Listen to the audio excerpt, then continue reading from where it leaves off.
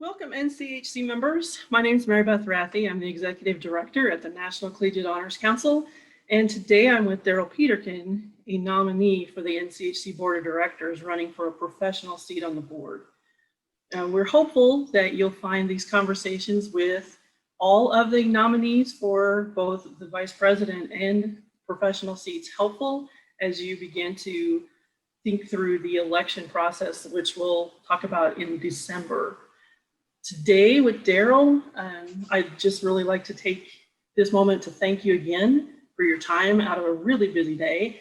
And I'll give the microphone, as it is, over to you to introduce yourself.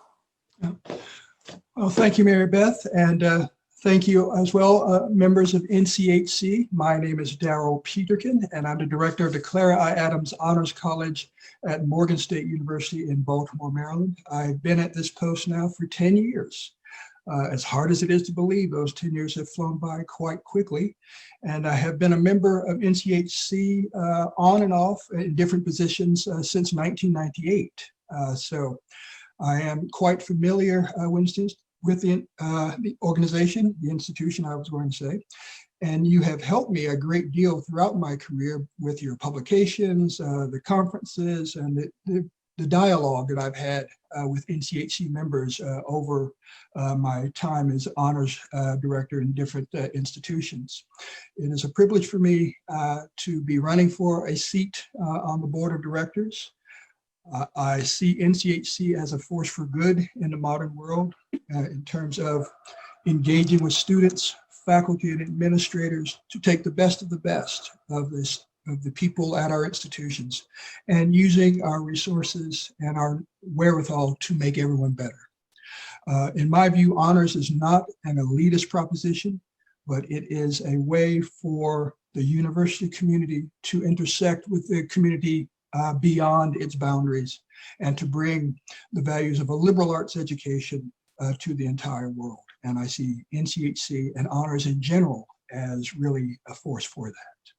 And with that, I will close and let's go on with the interview. And again, thank you for the privilege of running for this position. Thank you, Darryl. So you've really addressed it, but the question really was, so why are you interested in serving as a board member? Mm-hmm. Is there anything you'd like to add to that? Yes. Well, for the past couple of years, I've been a member of the advocacy board of NCHC. And so I got a chance to look at how, I believe the expression is how the sausage is made, behind the scenes, and how NCHC takes important questions and how do we turn them into policy? How do we turn them into procedure? How do we push things out to the membership so that it's not just a high level discussion, which are very important, but how do we implement these things in our member institutions? And again, as I said, how do we use what we know as an honors community to benefit the entire university and again, the surrounding community as well? I would like to serve on the board because I think I would bring a unique perspective coming from a historically Black college and university to put that into the mix, if you will, of what we do at NCHC. And I have found NCHC to be incredibly receptive, incredibly inclusive, and I just felt that it was time for me to step into the position where I could have a larger role to help influence the policies and procedures that as we move forward into the deeper into the 21st century, into I guess the third decade, if you will, of the century. So as a board member, you'd have the opportunity to set some vision. Where do you see NCHC in the next 5 years? And what would be your plan to working toward that goal? That is a very good question, and one which I had, as I think I mentioned earlier, I sketched out several different kinds of answers. But I think one of the ways NCHC should advance itself over the next 5 years, just looking at my student population and looking at, in fact, my own children, we need, I think, to evolve into a more agile and mobile organization. in terms of how we push things out to our membership, a mobile presence, a social media presence. I think we need to upgrade those and expand them to really go where our constituency lies. Just knowing my own student body, they are very interested in being involved in things, but we have to reframe and refocus and repurpose things so that they can more easily become members of what we're doing, invest themselves in what we're doing. So I would like to see NCHC upgrade its technological base so that we can do things like that.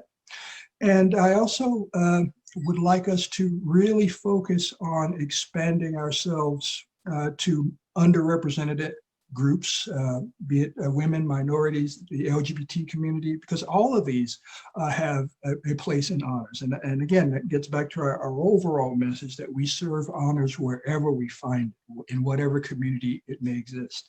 And again, we are not an elitist organization, but we need to take this time, this opportunity, particularly now, where we see so many fractures in our social framework. And I believe honors has a role to really connect different communities on the basis of integrity, activism, and excellence. You've alluded in that answer particularly to the several areas of the strategic plan. If I were, taking notes, I could probably fill in lots of blanks. So during your tenure, are there particular initiatives that you would like to focus on in the strategic plan? Again, a very good question. The three areas I think I see myself in particular would be diversity and inclusion, advocacy, and professional development. Let's take professional development first. I would like to see NCHC do more to assist honors faculty and staff members in the area of professional development. How do you move from, say, one position to another? How do you expand an honors program into an honors college? And we have these things in our publications, but what can we do?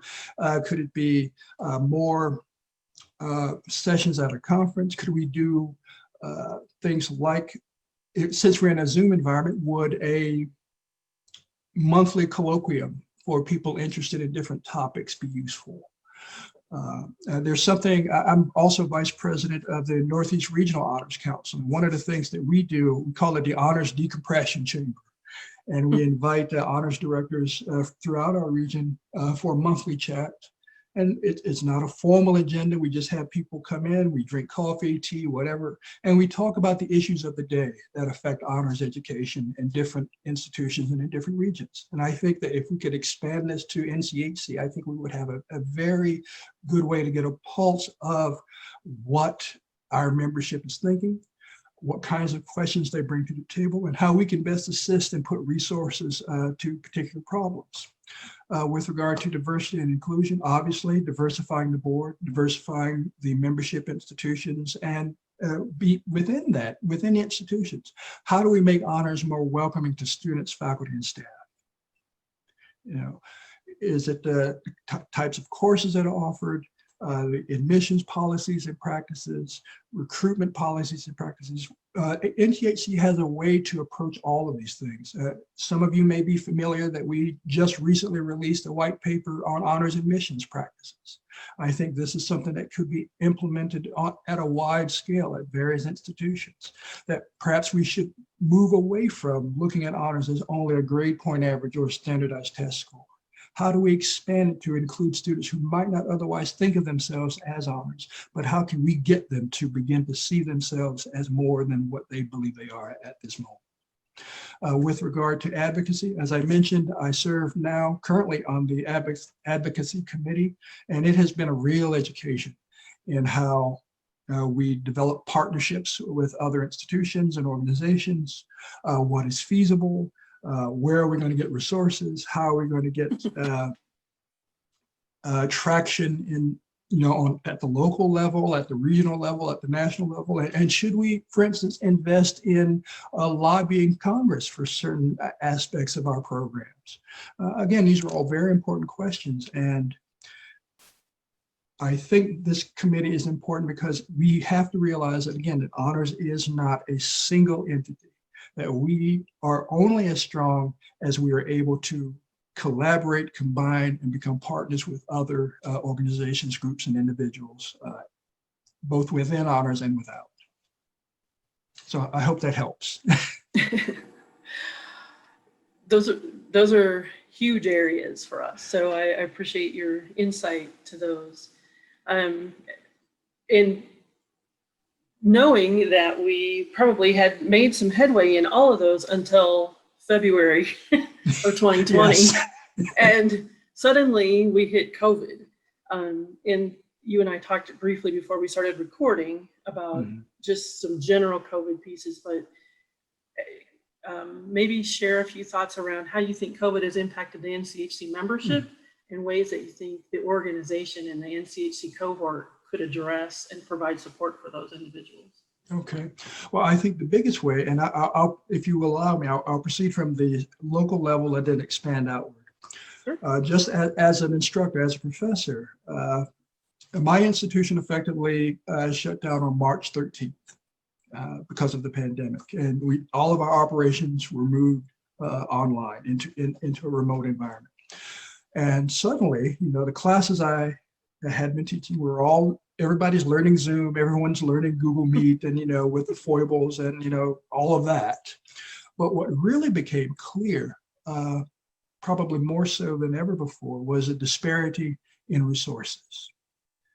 Many of my students, again, I teach at a historically Black institution, many of my students come from disadvantaged situations. We learned relatively quickly, for instance, that many of my students had their internet access through school.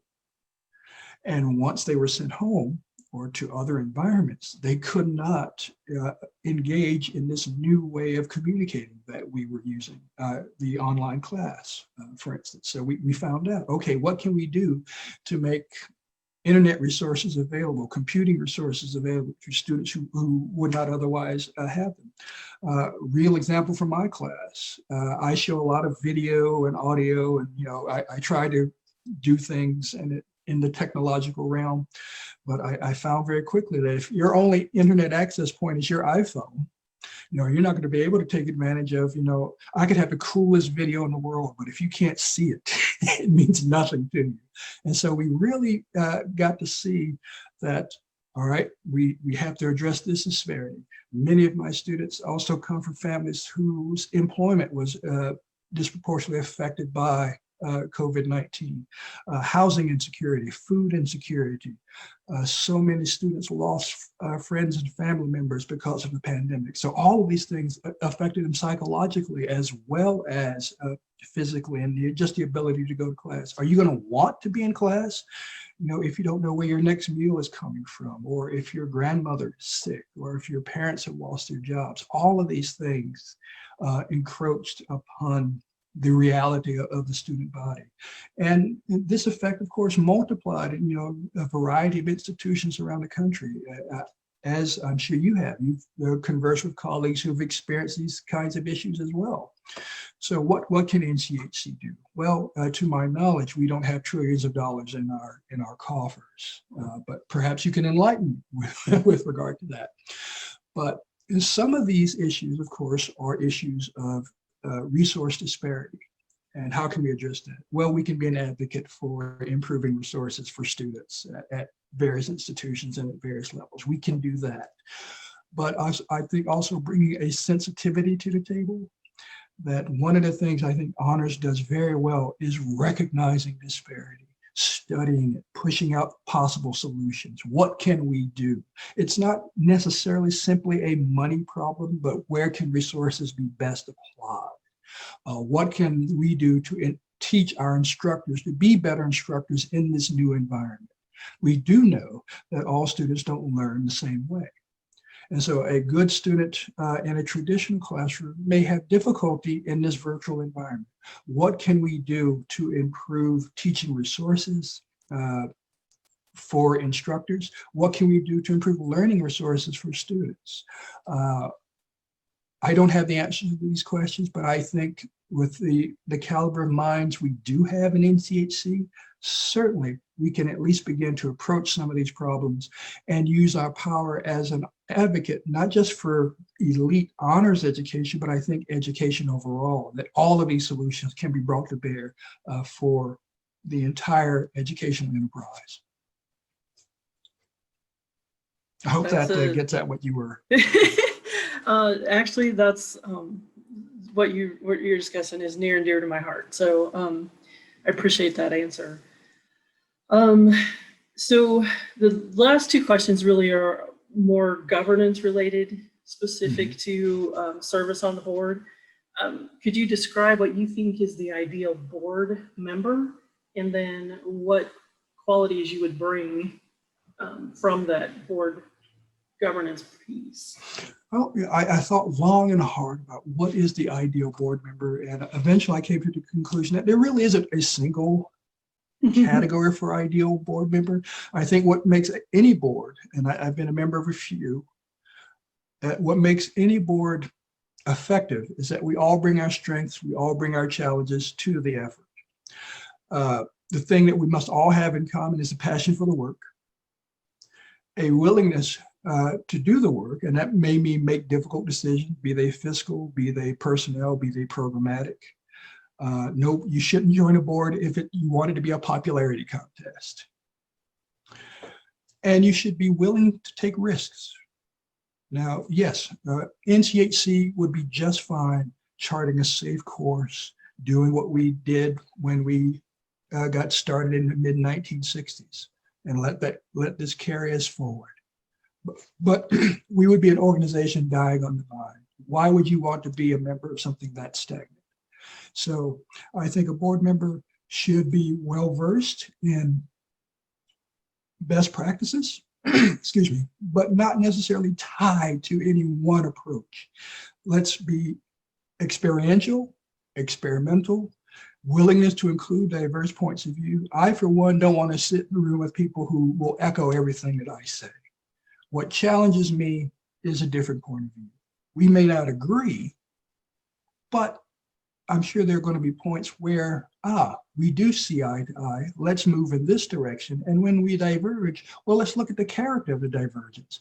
What might be the commonality that we can take from that? I think we're stronger if we acknowledge different points of view and work to find ways that we can still bring about this great result, which is the uplifting and expansion and inclusion of the honors enterprise in American higher education.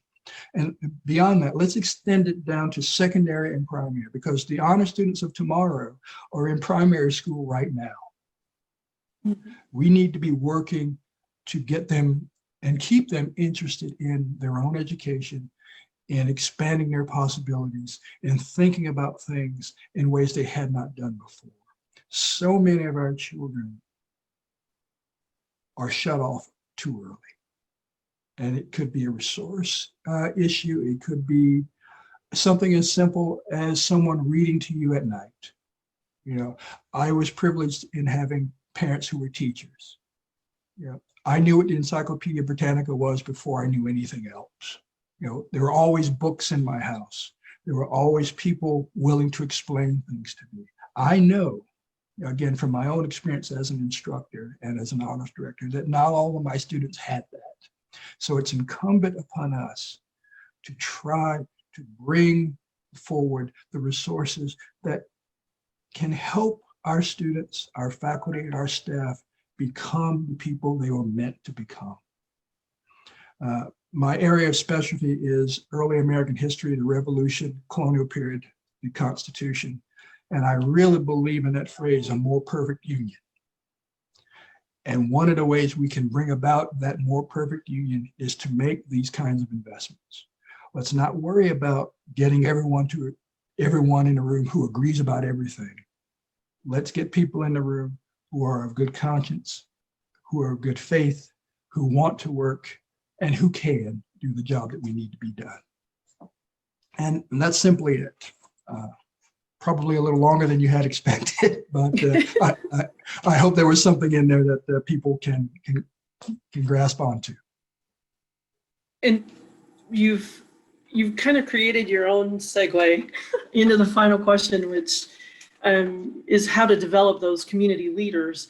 And the question that we really asked was how to do so in light of diversity, equity, and inclusion, which obviously is the perfect conversation when you're talking about being in the room and having divergent thought.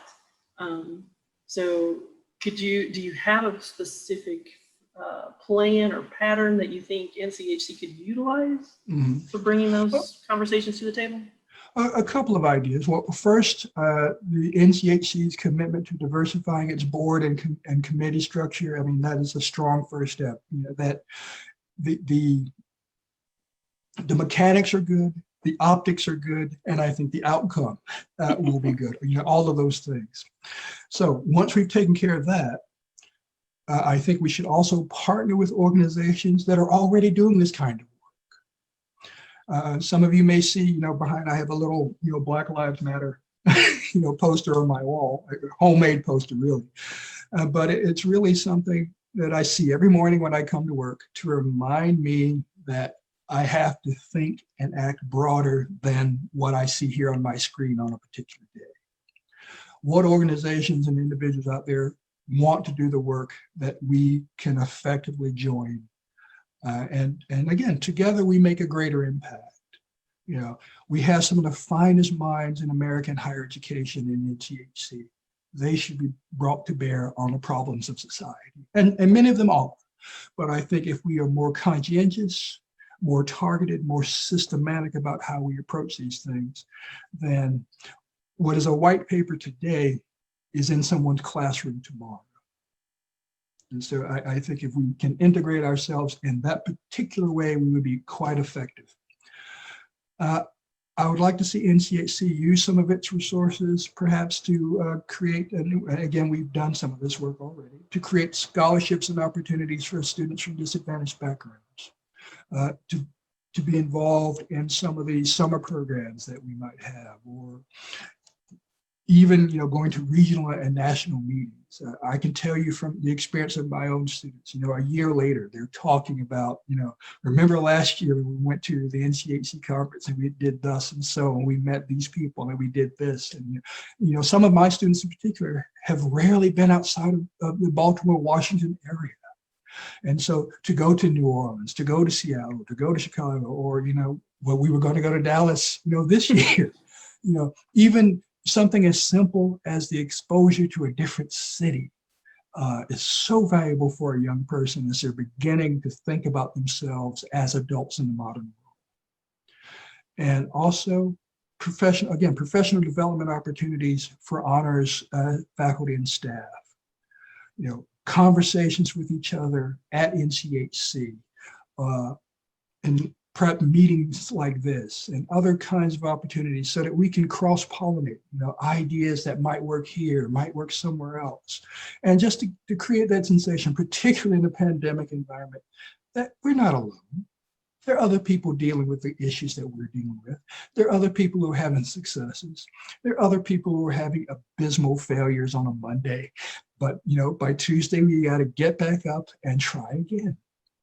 And I think if we remember that we are a community, if we remember that the organization as a whole will succeed when we do everything we can to elevate everyone in the organization, then I think that NCHC will be one of those organizations that people see, they recognize, and they immediately want to be a part of.